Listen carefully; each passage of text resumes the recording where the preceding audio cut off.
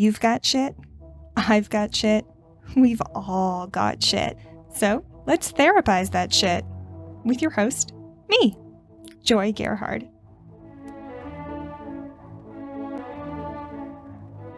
Please note, I am not a therapist. I cannot and do not diagnose anyone or prescribe anything. This is just me, someone who struggles with mental illness, emotions, and intrusive thoughts, sharing what skills I've used and how I've used them. Also, trigger warning, in this podcast, I talk about sensitive topics including mental illness, suicidal ideation, self-harm, rape, childhood sexual assault, trauma, and more. I also swear here and there, so listener discretion is advised.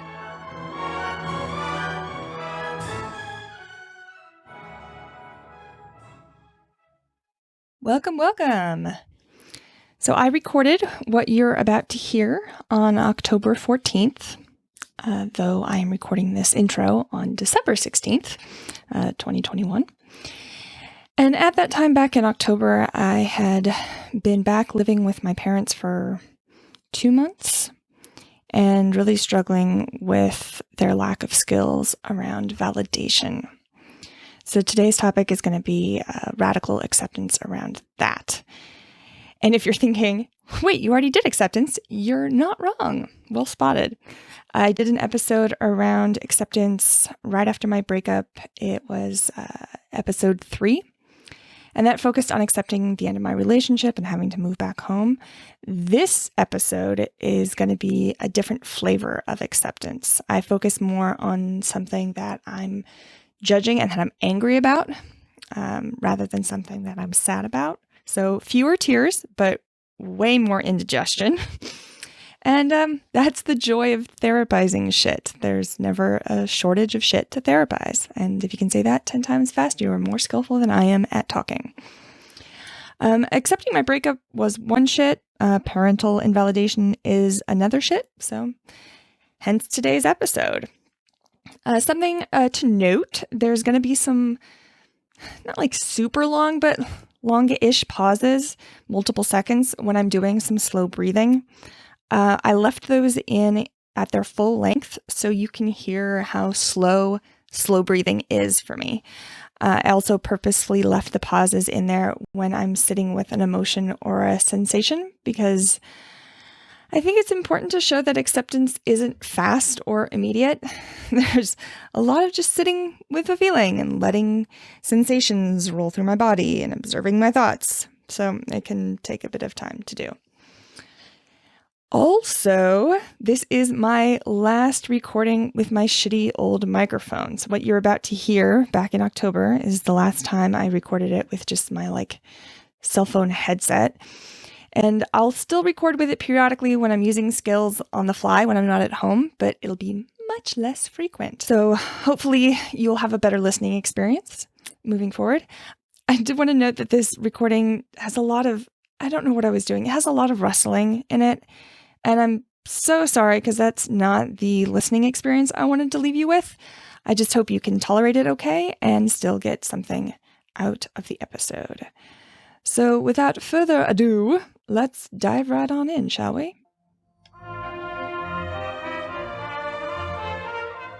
Okay, today I am going to be talking about the homework that I need to do for my individual DBT therapy, which is practicing radical acceptance step by step. I'm going to be taking very heavily from Distress Tolerance Handout 11B, B as in boy. You can find a digital copy of the Distress Tolerance Manual on my website, therapize.joygerhard.com. There's a PDF version there, and there's also a link to where you can buy it online. I've linked it to a Black-owned bookstore, so if you want to support a Black-owned bookstore, that's awesome. And if you want to know more about what acceptance is, I'm going to direct you to a previous episode on acceptance. I don't actually remember what the number is, but there, a few episodes ago, the title of it is Acceptance. So you'll be able to track that down. So I am going to be practicing radical acceptance. And again, this is Distress Tolerance Handout 11B. what I'm going to be practicing acceptance around is my parents' ineffectiveness in validating, and where they are now in their skill level and where they have been in the past. So one of the things that I've talked about previously about what acceptance is we only need to accept the facts, not our assumptions, our beliefs, our predictions, our judgments, evaluations. Really, all it is stuff that you can see and observe and describe. And so if somebody is telling me that they hate me, what there is to accept is that they said they hate me. Because I can't observe or describe what's in somebody else's brain, all I can observe and describe is the words that are coming out of their mouth. So that's part of the challenge in doing this, is figuring out what I actually need to accept. So I'm actually going to be doing some reverse engineering and looking at where I have judgments, because judgments are the opposite of acceptance. When you accept something, you are basically acknowledging that whatever happened, whatever thing I'm accepting is caused, that it came from somewhere, that there was a chain of events that led up to that. And when you accept something, you're basically saying there's a reason for it to be this way, and it couldn't possibly have been any other way. So I will stop resisting that it was the way that it was. So I am looking for places where I'm resisting. And I am very much resisting my parents' current skill level. When I asked them a few weeks ago on a scale of 0 to 10 where they thought their skill level was, my dad said a 1.5 and my mom said a 3. And that was actually kind of encouraging, because they're aware of the skill, that it exists, and they're aware of their lack of skill around it. And I do think that those are probably the numbers I would have given them myself. So I've actually been practicing a lot about accepting where things have been in the past, understanding the causes. Like, they were both raised and spent the majority of their lives in a church or like an evangelical environment, which, say what you will, positive or negative, there is a lot of judgment. In the evangelical circles, there is a lot of judgment. Beliefs around how people should behave. This is good and this is bad behavior. So I understand both where they came from and then the environments that they were steeped in and have been steeped in for most of their lives, and that they're now just starting to learn different ways of being. So I kind of feel like I have a handle on accepting the past. It's the present that's challenging, because I'm having the thought that if you know you suck at something and you know that it's an important skill to have, why the hell wouldn't you like really, really, really focus on learning the skill? And that's a judgment, because I'm saying they should be learning the skill. They should be valuing it, and they should be practicing it and be highly motivated to do the work. So because I'm using the word should, that's a judgment. I'm basing it off of my own experience. Part of the reason I learned how to validate myself, and also how to practice non-judgmentalness, was because my life depended on it. Trigger warning, very, very briefly, no details, of suicidal ideation. I would not have survived. The amount of shame that I was experiencing over my trauma, my sexual assaults. That was a trigger warning for sexual assault too. I need to be more effective. There we go. Around giving trigger warnings. Yeah, the emotions that I was experiencing, the body sensation, the urges that I was experiencing, and then the behaviors that I was doing around as a result of the trauma that I had from sexual assaults and rapes. I had so much despair and shame that suicidal ideation was kind of a constant feature for a long time. And if I didn't practice validation and non-judgment towards myself, I would not be alive still. I would not be here anymore. So I was highly, highly, highly motivated. My life depended on it. And I'm applying that experience to my parents and wanting them to experience the same degree of motivation. Now, their situation is different. And I acknowledge that their situation is different, and I still judge it because I have the thought, well, you have 3 daughters who all have told you that you are not great at validation and that you are actively causing harm with your invalidation. Why is that not motivation enough? So I'm judging that I'm judging them for not taking the actions that I expect them to, given the things that I expect them to be motivated by. And given that I'm not inside their interior headspace, I actually don't know what would motivate them and the degree to which they do feel an urgency. This is me on the outside looking in and making judgments. So given that the future is not fact-based, what I need to accept here is that they are not currently taking actions consistent with what I want them to be doing. I don't actually know what actions they're taking. I just know they're not doing it the way that I wanted them to, or want them to. And that what the actions they are taking are not eliciting changes and improvement in their validation skill at a rate that I want them to be improving. So that's where I'm going to start.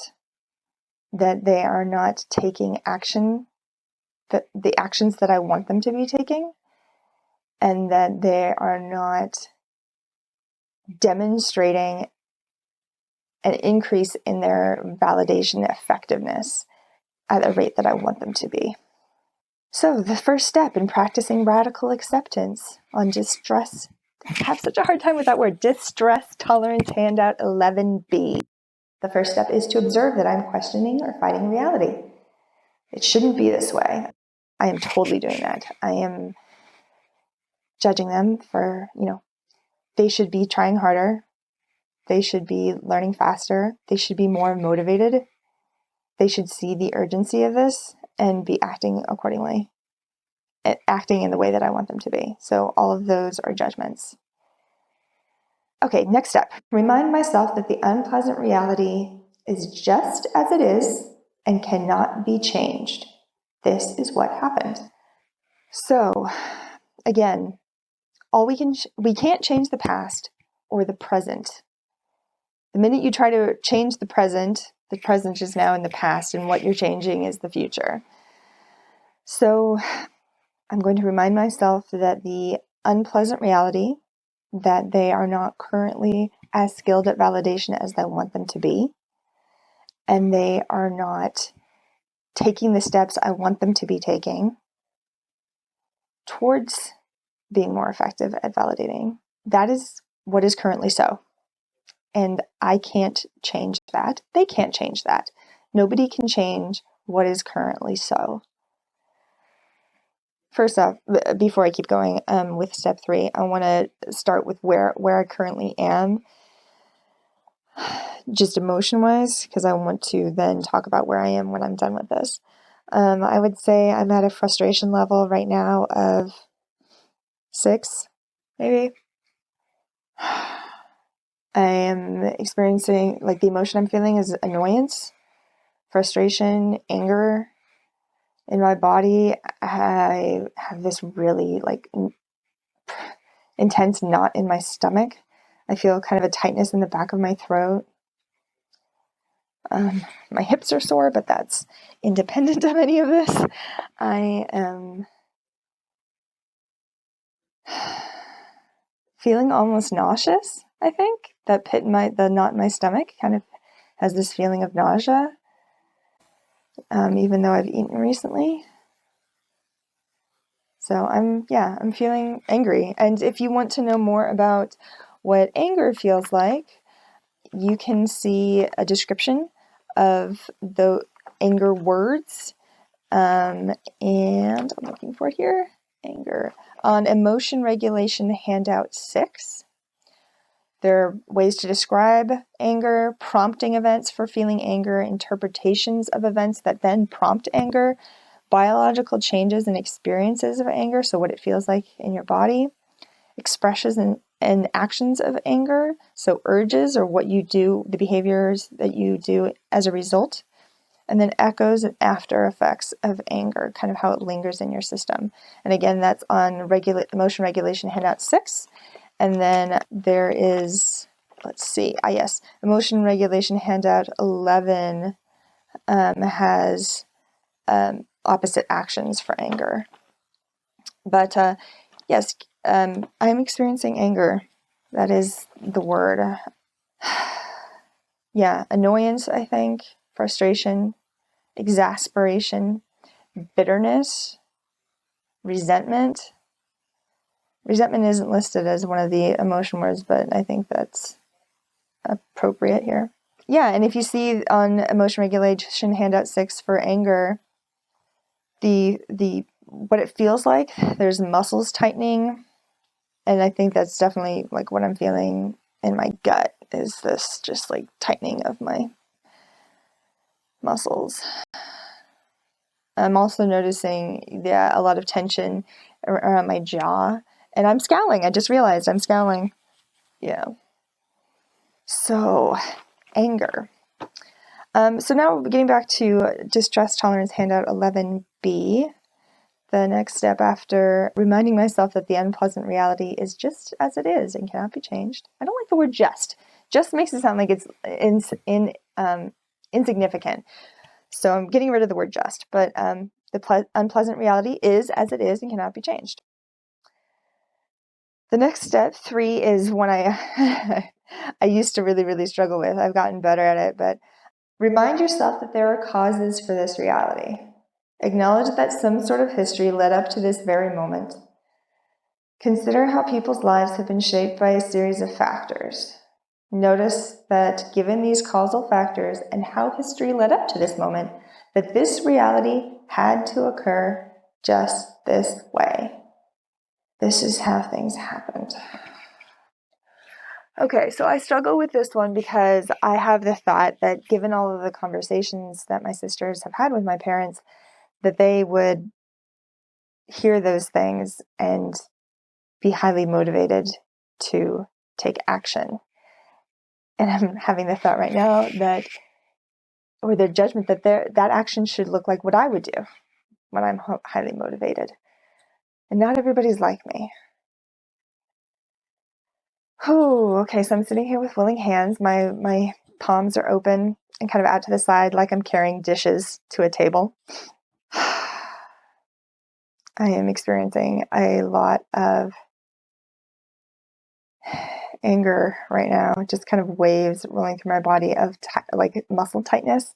It's mostly going from my stomach up into my chest and into my throat.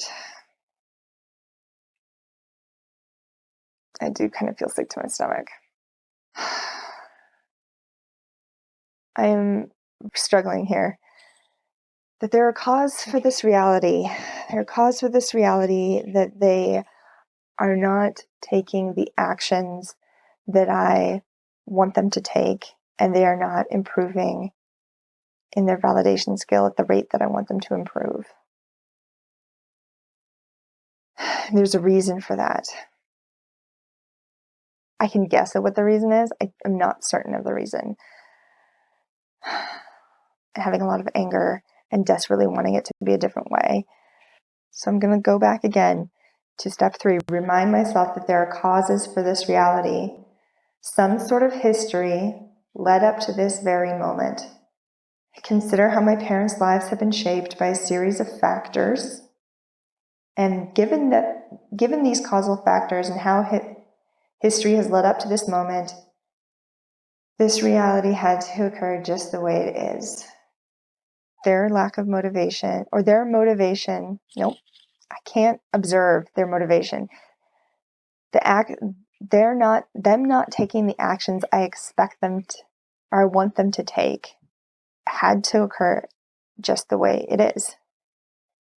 The actions that they are currently taking had to occur just the way it is. And my thoughts around my expectations for their actions that they're not taking also had to occur just the way my thoughts are occurring. God, this sucks. Something I want to note right now is that a lot of times skill usage doesn't feel great. And a lot of emotions come up. My goal here in being skillful is to not make things worse. And that's where I'm going to start, actually. I'm aware that my judgment and my lack of acceptance makes things worse. It makes things worse for myself in how, just like alone in my room, I feel bad. Like I'm having unpleasant emotions in my room by myself, not even interacting with my parents. And my judgments and my lack of acceptance also makes things worse for my relationship with my parents. And it's also preventing me from being able to set boundaries, because all of my energy is around, you need to show up a different way, you have to behave this way, you need to get better at this, and like really being attached to them and changing their behavior. So I'm not accepting where they currently are, which means I don't know what boundaries to set. When I accept that this is where they're at, then I can ask the question, okay, well, given that this is where they're at, what boundaries do I need to put in place so that I am not miserable and that they're not continually invalidating me? And in the conversations that I've had with them, they acknowledge the importance of validation and they do not want to be invalidating. So setting a boundary to prevent their, excuse me, I just burped. My stomach is so upset right now. It went from 0 to 60 in terms of like gut upset as I've been doing this. So I'm going to do some breathing.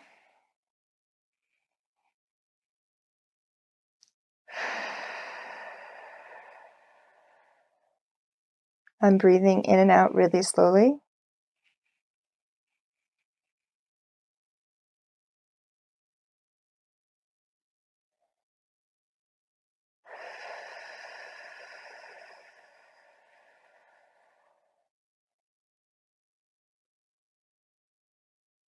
So I just did some box breathing.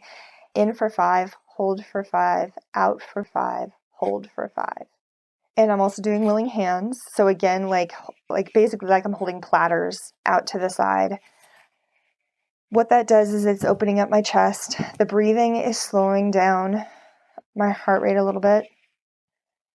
And it also forces, taking deep, slow breaths forces movement into my chest. So it's actually like forcing my diaphragm to move, forcing my ribs to expand, which is kind of doing like an internal massage of my rib cage and my gut, my belly. So that tightness that I was experiencing and still am from that anger, these actions of the deep breathing and the willing hands are designed to counteract that tightness and get those muscles to relax. So, yes, clearly anger is coming up, and I've stored a lot of this anger in my body. So, there are causes for this reality. There are causes for my parents' behavior. There are causes for my behavior. There are causes for my parents, the thoughts that they have. There are causes for the emotions that I have. I'm going to do a little kind of deep massage on myself for a second here. And through this whole process, I'm still doing the willing hands. I'm open to the side. If you want to know what the skill of willing hands is, it's described on Distress Tolerance handout 14. And then if you want to practice it, examples of how to practice it is distress tolerance handout 14A. Okay, so getting back to, oh, I lost it. Radical acceptance. Way to practice it. Handout 11B. Okay. So doing some validation of myself, it makes sense that I would struggle to accept this. It makes sense that I do not want to accept it. Yeah, all of that makes sense. Given the last year and a half that I've had, and again, this is not an excuse. This is not me excusing my judgment. It's looking at how we came to be here. It doesn't mean I have to like where I currently am or that I want to stay here. It's just, well, here's how I got here. Let's see if I can then address the factors that led me here in the same way that, like, if you're in the middle of nowhere or if you're lost, like, the first thing you want to do on your phone is turn on the location functions so that Google Maps or Apple Maps or whatever you're using can tell you where you currently are.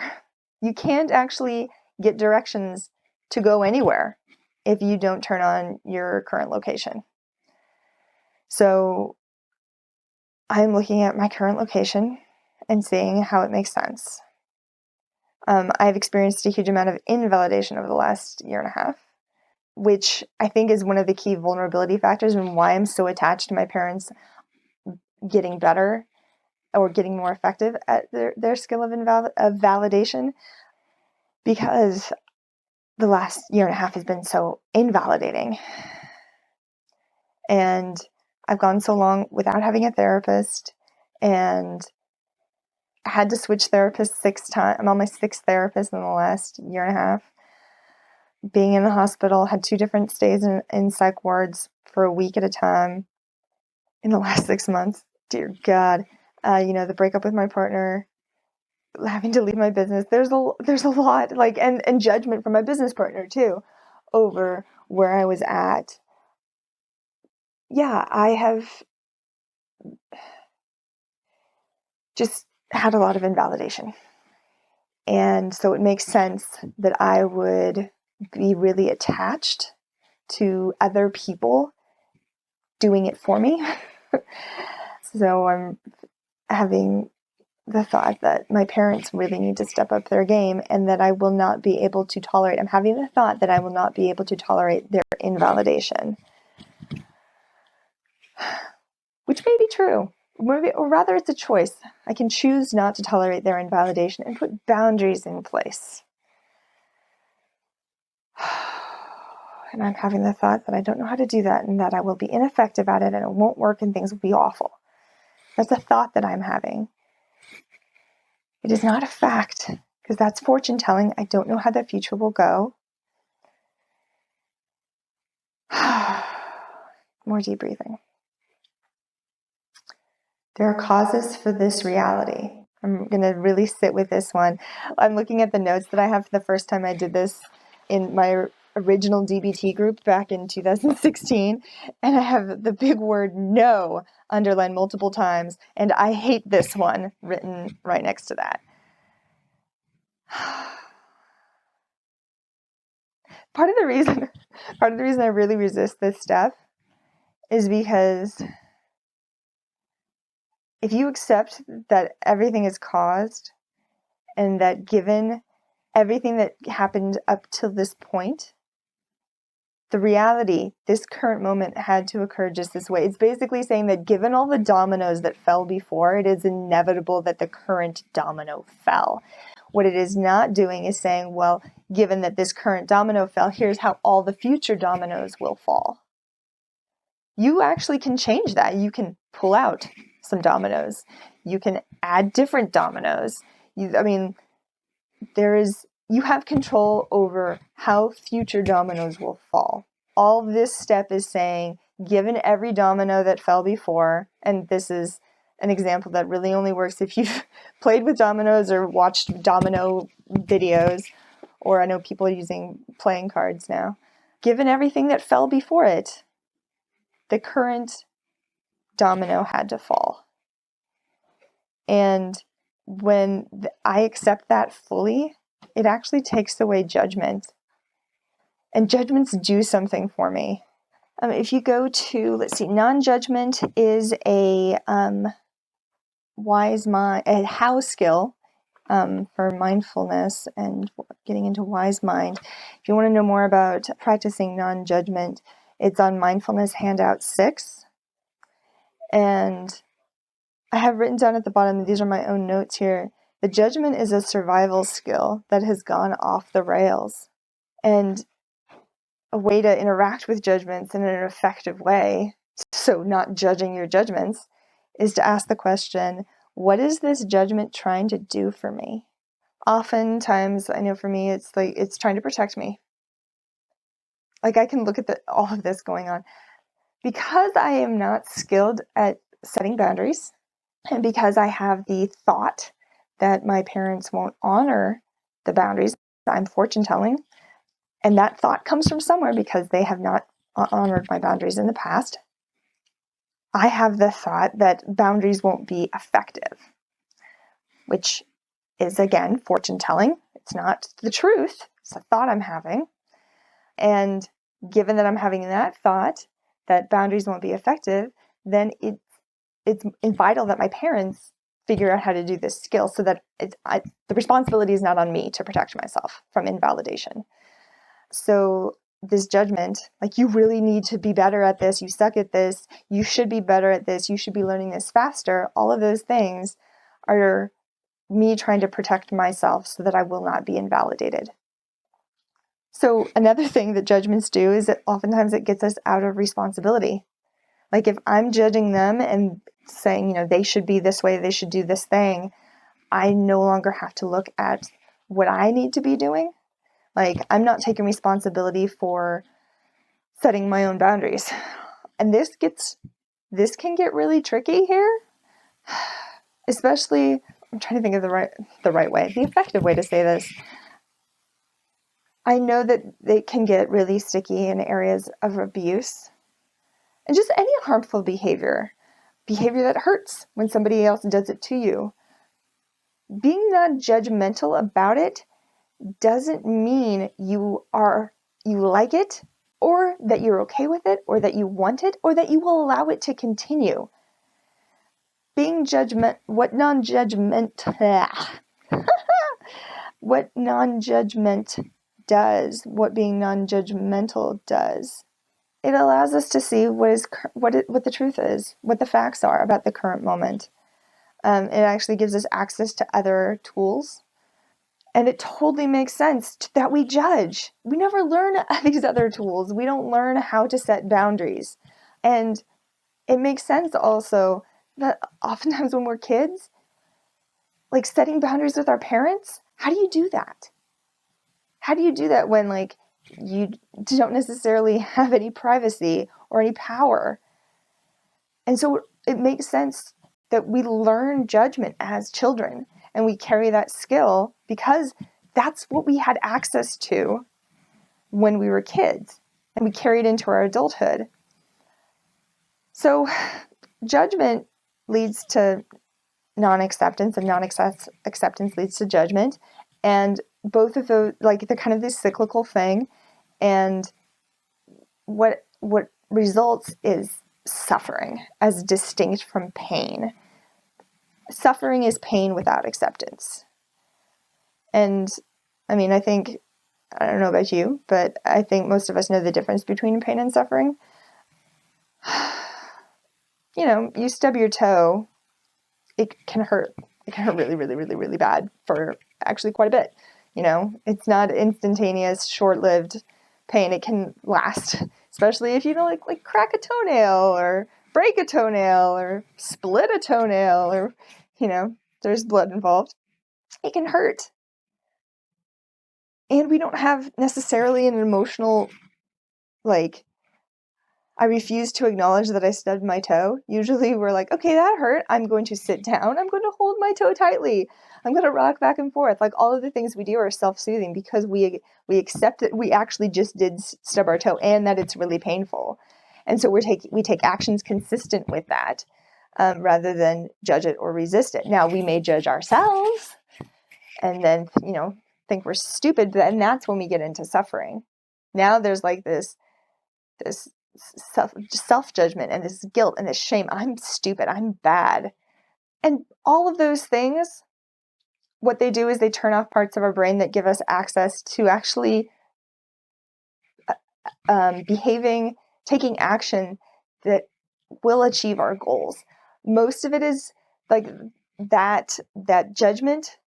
It is effective in the short term. Like, it does protect us, and it doesn't allow us to achieve our goals long term. So like in the moment, me judging my parents does protect me. And it actually doesn't do anything to change the situation. They get defensive when I judge them out loud. I am miserable, and I don't do the things that I can do to protect myself. Again, I understand this is very different when you're a child, and also when you're dependent on other people, really. When you have a caregiver, when you're at any age, really, it can be really hard. It can be really tricky, especially if your caregiver is somebody who doesn't have these skills or is unwilling to learn them. Yeah, I acknowledge that this is not cut and dry. So I'm getting back to practice accepting with my whole self, using accepting self-talk. I want to accept that my parents are at their current level of skill around validation. I want to accept that they are not taking the actions that I want them to take in the way that I want them to take them. I want to accept that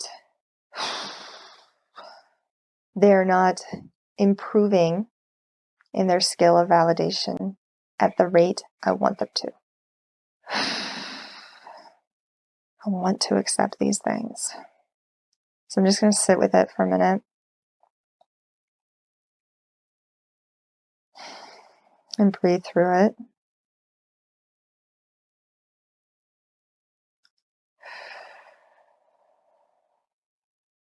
I'm sitting with my hands open and to the side, kind of opening up my chest, rotating my forearms out, breathing into my chest because that's where a lot of the tension is.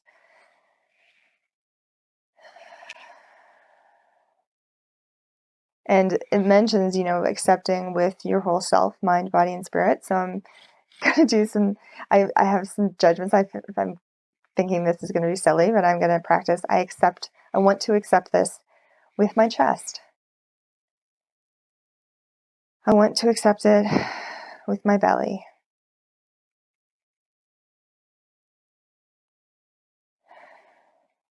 I want to accept it with my shoulders.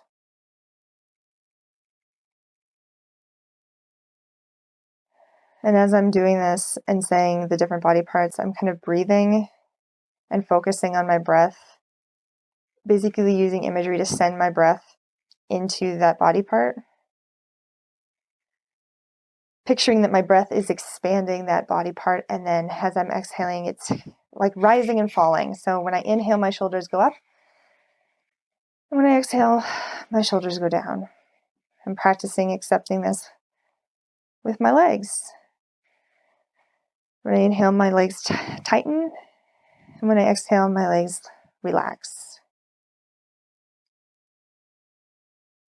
I'm practicing accepting this with my arms.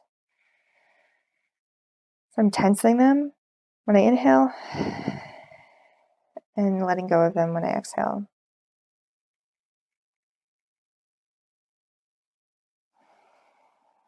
I'm practicing accepting this with my mind. So I'm imagining my brain expanding and contracting as I breathe.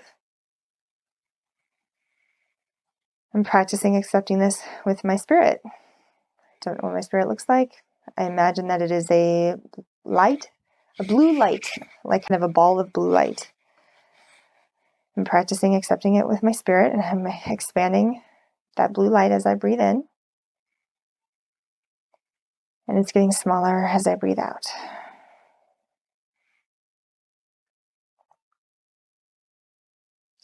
So the next step is practice opposite action. There's opposite action in emotion regulation. It's emotion regulation handout 10. Basically, the quote from my original DBT instructor is, we're not going to think our way into a new way of behaving. We're going to behave our way into a new way of thinking. We're not going to feel our way into a new way of behaving. We're going to behave our way into a new way of feeling. We're starting with the behavior. And so opposite action basically is like our way of, okay, given that this is what I'm thinking and how I'm feeling, I'm going to behave opposite to what those thoughts and feelings would have me do. So list all the behaviors you would if you did accept the facts. So I'm back on distress tolerance handout 11B here. What behaviors would I do if I did accept the facts? Boundaries. Yes. I keep coming back to this. Clearly, this is the next step. And there's the next step to have the conversation with my parents. Given that I don't want to be invalidated. God, my gut is so unhappy right now. I keep burping. I'm sorry. Given that I don't want to be invalidated, and they have said that they don't want to invalidate me, I can look for ways to have boundaries in place. When I was in my original DBT group, when we were practicing non-judgment, the very first thing when practicing any new skill is just to observe when you're doing that thing. So we would practice observing our judgments. And I'm pretty sure I actually talked about this in a previous episode. I'm looking at my episode list. Give me just a second. Podcast. I don't have an episode on non-judgment, but I'm sure I've talked about it before. So some examples of ways that people observed their judgment is just anytime you notice doing, using the words good, bad, should, shouldn't. Hold on, let me look up more examples here. These are examples that I have written down myself, so they're not going to be in the DBT manual. Practicing, describing. Should, shouldn't, fair or unfair is a judgment. Right or wrong, always, never, all or nothing. Noticing when you're doing that, and then some people, like somebody who was sitting at a desk all day, would just do hash marks on a Post-it note. Somebody else put a bunch of tiny little beads in their pocket, and as they noticed their judgments, they would move it from their one pocket into the other. So they'd start with all of the beads in their right pocket, and throughout the day they would move a bead into their left pocket. The reason why this is effective is because oftentimes all of this stuff runs automatically. It's all in the background. We're not even aware of when we're doing it. And the observation basically pulls it into our consciousness, our awareness. Because you can't unlearn something. You can't change your behavior if you're not even aware that you're doing it. So in practicing opposite action, hold on. Nope, I got sidetracked. Please hold. Act as if you'd already accepted the facts. I was talking about boundaries. Oh, yes, I remember where I was. So in my DBT skills group, we made a game of it. And this is something, I don't remember who came up with this, but I have adopted this as part of my life. When I notice I'm judging, I just, in my head at least, say, judgment, judgment, judgment. Judgment 3 times quickly. And with people who know about this, like I have a friend who was in the DBT group with me, my sisters know about it, we'll call it out in conversation, judgment, judgment, judgment. And this is a thing we have talked about, and so they know what I'm doing when I do it.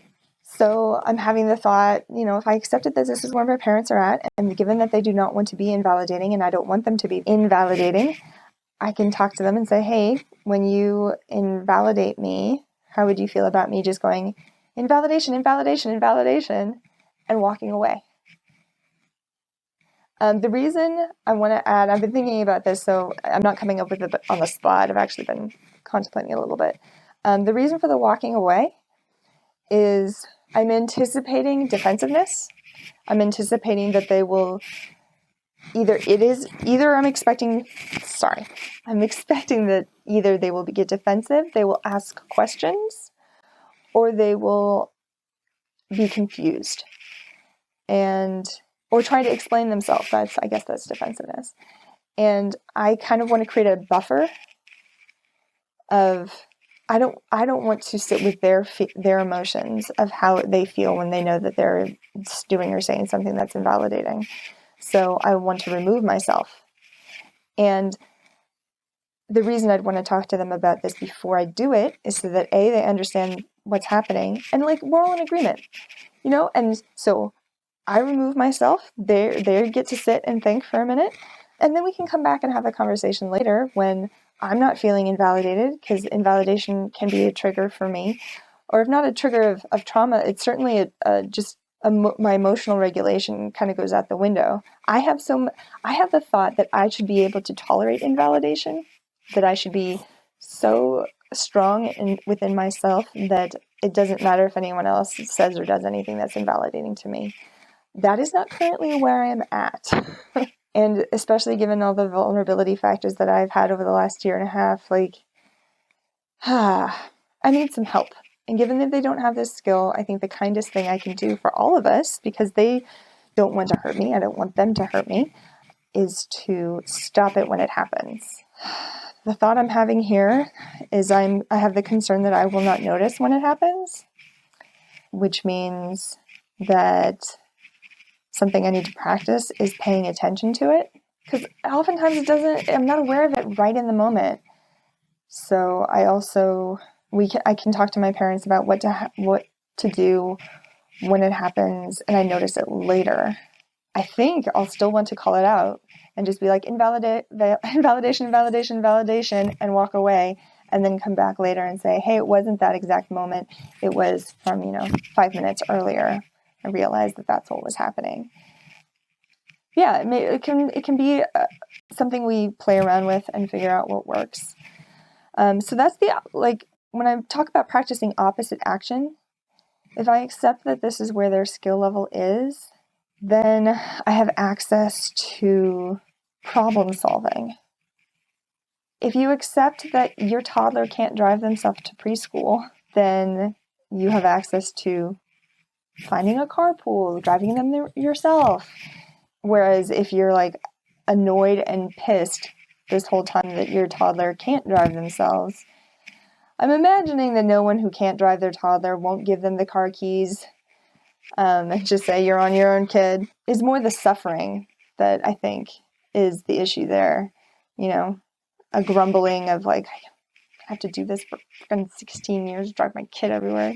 There's something about acceptance, again, that doesn't mean I like it. I don't like that this is where my folks are at. That kid example is a horrible example. I need to stop coming up with examples. Horrible is a judgment. I need to stop coming up with examples on the fly like this, especially for experiences that aren't mine. Oh, Lordy. Because I do not have a toddler. But yeah, so if I actually accepted that this is where my parents are at, then this is the boundary I would put into place. So that is a thing that I can do, and I'm going to do it and then report back about it. So next step here is cope ahead with events that seem unacceptable. Imagine in your mind's eye believing what you don't want to accept. Rehearse in your mind what you would do if you accepted what seems unacceptable. So cope ahead is, I think, a distress tolerance skill. Give me just a second. I'm going to find it for you. Okay, so I found it. It's an emotion regulation skill, cope ahead, in the DBT handbook. So it's first mentioned on emotion regulation handout 14, reducing vulnerability to emotion mind. A, B, C, please. And the C, because Marsha Linehan loves her acronyms, the C is cope ahead, which is rehearsing a plan ahead of time so that you're prepared to cope skillfully with emotional situations. and then gets into detail on emotion regulation handout 19. So cope ahead is describe the situation that's likely to prompt the problem behavior. And I think there's going to be, well, the main one is invalidation, yes. And there's kind of two forms of it. The invalidation that I notice in the moment, and then invalidation that I notice later. Yes, okay. The situation that what I'm expecting to happen in those moments is that the minute I notice it, I will have judgments about my folks and I'll have judgments about myself. But right before I notice it, I will have annoyance, probably. Usually what I experience when I'm invalidated is anger, especially because I've worked so hard to validate my own experiences. So I have the emotion of anger when other people invalidate me. It's kind of like, if I spent 17 hours building a house of cards and then somebody came along and like blew on it.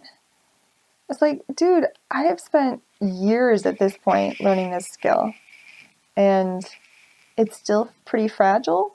There are times when it can feel really fragile, especially when I'm having there's other vulnerability factors at play. I haven't slept or I haven't eaten recently or, I've forgotten to take my meds or a pandemic. So I know that there are going to be times when invalidation is more threatening than other times. So I want to prepare for having the judgment that I should not be feeling invalidated and having the judgment that my parents should not be invalidating me. I am expecting there to be anger and shame. Anger at my parents and shame aimed at myself. And so what coping or problem-solving skills would I want to use in this situation? Well, first off, mindfulness. And, well, really it is opposite action. It's given that shame has me want to hide. And if you want to know more about what shame is like and what it feels like, there's emotional regulation emotional regulation handout 6. And handout 6 covers all the emotions. So you'll have to go through and find shame. And then if you want to know opposite action to shame, typically it's actually doing the thing you're ashamed of. Making public your personal characteristics or your behavior. Repeat the behavior that sets off shame over and over again without hiding. Opposite action for an emotion is emotion regulation handout 11. And again, you're going to have to flip through to find shame because that handout is all the emotions. But yes, so if I'm feeling shame, the opposite action is to say, I'm feeling shame because I'm feeling invalidated. I'm having the thought that I'm invalidated. Invalidation, invalidation, invalidation. So basically saying the thing before I do the action, because the action I'm worried about and I'm embarrassed about doing is saying I'm feeling invalidated. So doing it is opposite action. Saying I'm feeling invalidated. Validation, validation, validation is opposite action. I don't even know that I necessarily have to say that I am experiencing shame around it. It's just doing the thing and consistently doing that. And you know what I might do, actually, now that I think about it? I might try practicing it in a situation where there is no invalidation happening. And I actually might set my parents up to know that that's going to happen.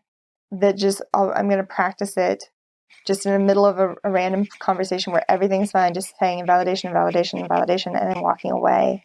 I think that might be helpful because then I'm practicing it when the stakes are lower. So another way to cope, there's more details on how to cope ahead, and I won't get into a huge amount here because we will deal with that when we get to this in greater detail in a later episode. But doing imaginational exposure to it, like actually I'm picturing a moment with my dad actually right now. I was really upset after the Texas law passed about the abortion ban and was kind of venting a little bit about it at dinner. And then a couple hours later, I'm walking past his office and he mentioned, the Supreme Court ruling about this doesn't mean, there was something about it that it didn't mean one of the things that I had said, that the Supreme Court had declined to hear it. or something. And I was annoyed that he said that. And I went into my room, and it was like probably a couple hours later that I realized what he was doing. He was trying to comfort me. He's like, it's not as bad as you think it is. What he was not doing was acknowledging the parts of it that are bad, and my concern and my fear and everything else. So I had that experience in that moment of invalidation. So like picturing doing this, he can say what he has to say, and I can interrupt him, or I can wait until he's finished and say invalidation, invalidation, invalidation. And I can picture myself turning around and walking down the hall to my room and sitting on my bed and pulling out some embroidery, or like doing another task for a minute, or like depending on how strong the emotions are, I can sit with them and label them. I am feeling anger. I'm having judgmental thoughts. And then once I've had some time to cool down and actually be able to identify, when you said this is what it communicated to me, then I can go and knock on his door and say, hey, do you have a couple seconds to recap or to do a postmortem, and tell him, when you said this, that was invalidating. What I wanted to hear, what I wanted from you, what would have been validating. I'm annoyed there. That's another boundary. I don't know about this because I don't want to teach them. Like, I have been living at home for 10 years or so, and I really don't want to teach them. I want them to go to therapy. And given that they're not going to therapy, I think boundaries are the way to keep my sanity rather than to spend the time and effort teaching them. So I can go knock on his door and say, hey, that thing you said was invalidating, and leave it at that. I think it's useful to point out the thing that they said that was invalidating, because if it takes me a while to acknowledge it, they're going to need to know exactly what it was, because there will be a time delay between when we talk about it, or when the invalidation happens, and when I call it out. And then the last step of coping ahead, again, this is emotional regulation handout 19, is practice relaxation after rehearsing. So sit here and breathe a little bit, and open up my hands, do the willing hands bit. Picture the warm sun late in the afternoon on my face, and the orange light, and the way it feels warm on any exposed skin.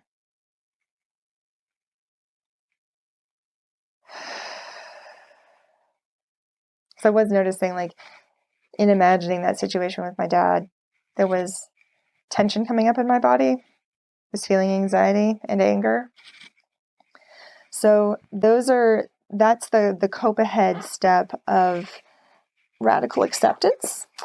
And getting back to that distress tolerance handout 11B, I was coping ahead with events that seem unacceptable. Well, invalidation seems unacceptable. So that's why I was imagining a situation. In this case, it was a past situation, but imagine believing what I don't want to accept, that this is not a skill that my parents have right now, and they are not learning this at the rate that I want them to. And like, in the future, if they invalidate me, that is what happened. So I'm like kind of doing some imaginal exposure to, this is what happened, this is what he said. The next step is to attend to body sensations as you think about what you need to accept. I've been doing that as we've been going. Noticing the tension in my body. It's mostly in my gut, and there's been all manner of rumbling, and I've been burping, and it feels like there are times when it feels like I'm going to be sick, and a lot of that. Ugh. The next step is allow disappointment, sadness, or grief to arise within you.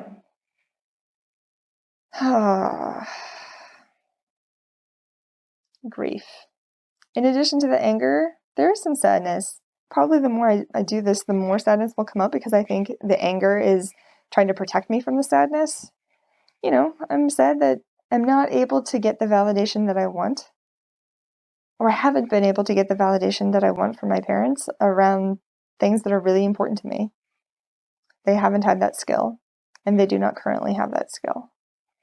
I don't know what the future is going to be like, and I'm also wanting to, practice my boundaries because I'm expecting that there will be future invalidation, and I don't know when it will happen. Acknowledge that life can be worth living even when there is pain. That's the next step. Life can be worth living even when there is pain. I struggle with this one. I have chronic pain and chronic mental health stuff. So this one is hard for me. So I'm choosing to look at moments recently that were, I would have missed that if I weren't alive. Like I went to a pumpkin patch with a toddler and dear friends, and we waddled around in the mud and looked at pumpkins and had pumpkin cider donuts. That's apple cider donuts. There we go. I got to run the stairs the other day. And it was sunny out. It was cold, but it was sunny. I smelled like sunscreen and sweat, and that was worth living for. So that's kind of my way of approaching that thing of acknowledge that life is worth living, even when there is pain. Even in the midst of those things, I have pain, both physical and mental. So it's not like glee and joy and rapture 100% of the time.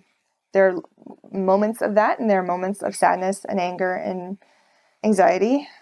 And then there are moments of glee and joy and rapture. And then the last step here is do the pros and cons if you find yourself resisting practicing acceptance. I don't want to get into the details of pros and cons too much here, because this is it's a fantastic skill. And basically what you're doing the pros and cons for doing a behavior that's ineffective. So what do you get out of it if you do it? What's the positive if you do it? What's the negative if you do it? And then the pros and cons for resisting that behavior that's ineffective. If you want to look it up yourself, you can find it on Distress Tolerance Handout 5. And one of the things I love about it is it acknowledges what you get out of doing an ineffective behavior. That's the pros for acting on it and the cons for resisting it. These ineffective behaviors, they do something for us. My judgments of my parents does something for me. We wouldn't do things if they didn't do something for us. It's just a matter of, it usually is sacrificing long-term goals in favor of short-term relief. And so that set of focusing on what we get out of acting on the ineffective behavior or resisting the cons of resisting it, that is valid. It validates. It's like, see, we do this for a reason. And then the pros of resisting the ineffective behavior and the cons of acting on the ineffective behavior, basically look at the consequences. Like if I continue to judge my parents and refuse to accept that this is where they're at around their validation skill and it is not where I want them to be, I get something out of it, but it also has a cost. I have judgment towards my parents, and that's hard to live with. I'm not putting boundaries in place because I'm so busy judging them. I'm not doing the thing that would be effective in the long term because judgment's not going to have them change the behavior. If it did, it would have been changed already. So yeah, we'll get into pros and cons in much more detail, and it'll be probably around some of my self-harm behaviors because I think that's a good example to share, but I can also do an example of more interpersonal. So after doing all of that, looking at kind of where I am emotionally right now, I think I'm down to like I'm still feeling some anxiety, mostly like some residual anger. I would say 2 or 3 out of 10 for both of those, which is a decrease. Yeah, I think just the idea of having some hope that it can be a different way in the future because I can take different steps than what I've taken before is encouraging.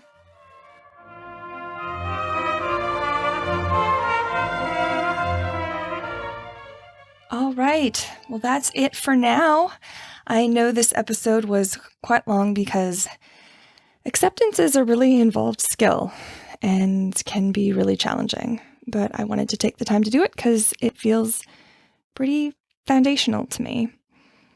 Something I did want to mention, I said in the episode that, quote, pain without acceptance leads to suffering. That is not an original thought. That is from Marsha Linehan, the author of DBT, and it's on Distress Tolerance Handout 11.